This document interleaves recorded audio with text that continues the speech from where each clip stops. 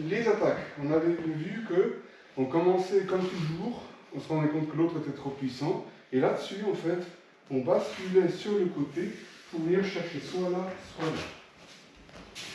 Donc, on avait vu, en scotchant la main, du coup, on allait chercher l'autre main. On avait vu là-dessus, on glisse, on chope et on va chercher l'autre épaule ou quelque chose.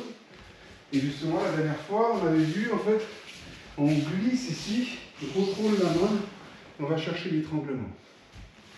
Donc, cette fois-ci, on va changer sur quelque chose qui est encore plus libre. On va commencer de manière structurée quand même. C'est-à-dire que si on va glisser vers lui, on va passer derrière et se rendre compte que ça ne marche pas et on va rentrer ici pour attaquer par l'arrière.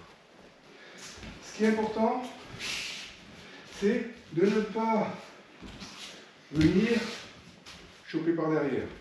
Pour deux raisons. La première, c'est que dès que ici on perd du contact, l'autre va utiliser ce contact. Et la deuxième, c'est qu'au moment où j'arrive par derrière et que mon attaque arrive du haut, déjà il peut faire quelque chose.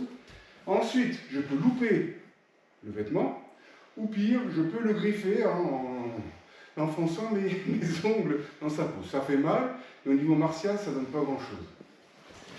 Ce que je vous propose, c'est qu'au moment où vous arrivez ici, vous glissez le long, voilà, mais vous glissez ici, vous rentrez là, et une fois que vous avez le revers, tout de suite vous amenez vers l'arrière.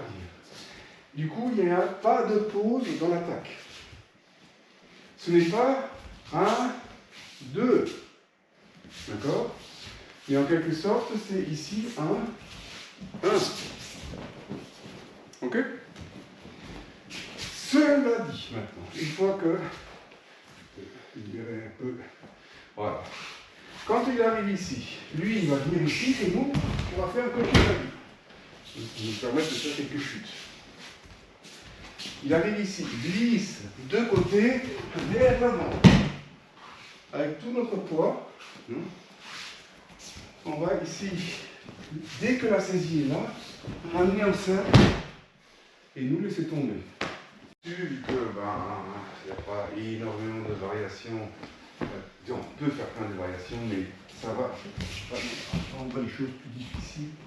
On va travailler ici à Ikkyo.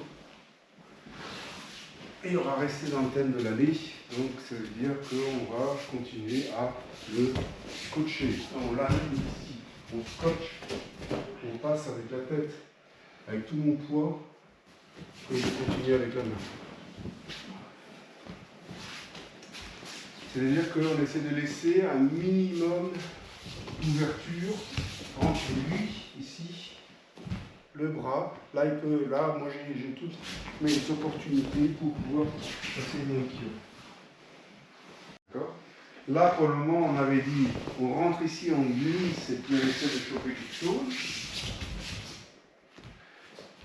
Et là, on va changer de scénario. C'est-à-dire qu'on va continuer à glisser, mais en fait, sa main reste trop performante. Donc on glisse ici. J'aimerais arriver à une position où je peux frapper, mais je ne peux pas. Et lui, il va commencer à se retourner pour me frapper ici. Et là-dessus, j'attaque la nuque. Ici, je glisse, mais j'arrive pas à rentrer, Je reviens là, je viens ici. Et pareil. Donc de là, une fois que la frappe est neutralisée, je viens chercher ici. Donc ce n'est pas ça, d'accord, mais ça. Vous voyez que là, je continue à neutraliser son coude, d'accord, tout en venant chercher la nuque. Ok? Et là-dessus, je fais mon attaque. Je cherche juste voilà. Ici, là, ici. Voilà, c'est ça. Et là-dessus, on va se retrouver dans cette position-là. Et là, on va faire juste la même que tu l'as dit. Pour travailler un peu justement l'attaque qui est quand même beaucoup changée par rapport à ce qu'on fait d'habitude. Ici, je suis là.